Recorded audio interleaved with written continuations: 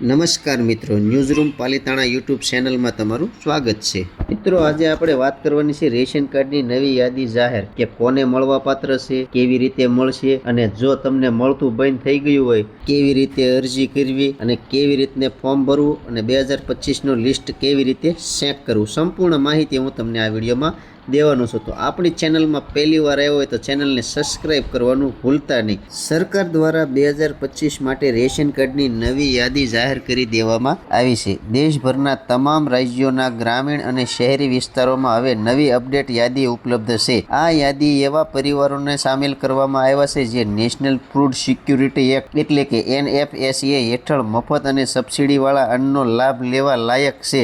લાખો પરિવારો આ માટે જાહેરાત મહત્વપૂર્ણ છે કારણ કે નવી યાદી દ્વારા તેઓ પોતાનું નામ ચકાસી શકે છે અને જો નામ ન હોય તો તરત જ અરજી કરી શકે છે. ગુજરાત સહિત દેશના તમામ રાજ્યો માટે 2025ની રેશન કાર્ડ નવી યાદી સરકાર દ્વારા જાહેર કરી દેવામાં આવી છે.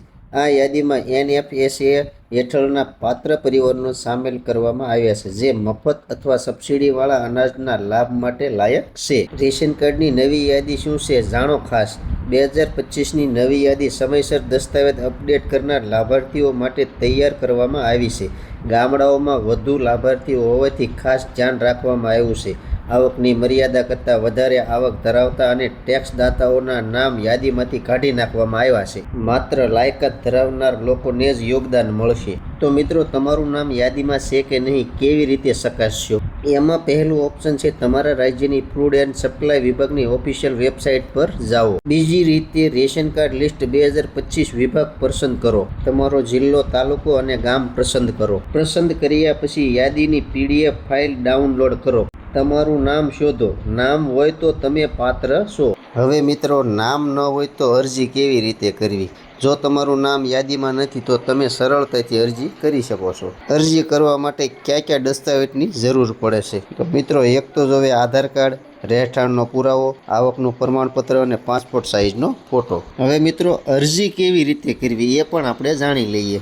નજીકની રેશનિંગ કચેરીમાં જઈને અથવા રાજ્યના ઓનલાઈન પોર્ટલ પરથી ફોર્મ ભરવું. હવે મિત્રો, એ પણ જાણી લઈએ સાથે સાથે કે ગુજરાતમાં જિલ્લાવાર યાદી કેવી રીતે ચકાસવી. હવે મિત્રો, આપણે જિલ્લાની યાદી જોઈએ તો અહમદાબાદ BPDS ગુજરાત ગવર્મેન્ટની લિંક તપાસવી. તો એ લિંકનું નામ હતું અમદાવાદનું. હવે તમે કોઈ પણ જિલ્લાનું નામ લઈ શકો કે તમારે ભાઈ ભાવનગરનું જોવો તો ભાવનગર PDS ગવર્મેન્ટ ગુજરાત ઇનની લિંક પર તમારે જોવાનું રહેશે. એમ સંપૂર્ણ જે વિગતવાર જે જિલ્લાના હોય વ્યક્તિને એ રીતની લિંક તપાસવાની રહેશે. આગળ એને PDS કરવાનું રહેશે. રેશન કાર્ડની નવી યાદી 2025ની પબ્લિક થતાં અનેક પાત્ર પરિવારને અનાજ સુરક્ષા પ્રાપ્ત થઈ. જો તમારું નામ યાદીમાં છે તો મફત અને સબસિડીવાળા અનાજનો લાભ મેળવો અને જો યાદીમાં નામ જ ન હોય તો તુરંત અરજી કરો અને સરકારની યોજના સાથે જોડાઈ જાઓ.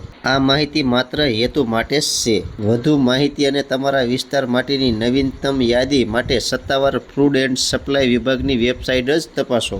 તમારા વાલા દર્શક મિત્રો, આ હતી 2025ની નવી યાદી. તો ખાસ તમને જો અનાજ ન મળતું હોય તો તુરંત જ અરજી કરજો. તો સંપૂર્ણ માહિતી મેં તમને આ વિડીયોમાં આપી છે. તો મારી માહિતી તમને કેવી લાગી? ચેનલમાં પહેલી વાર હોય તો ચેનલને સબસ્ક્રાઈબ કરજો. હવે વળશું આવા એક નવા અપડેટના વિડીયો સાથે. ત્યાં સુધી બધાને જય માતાજી.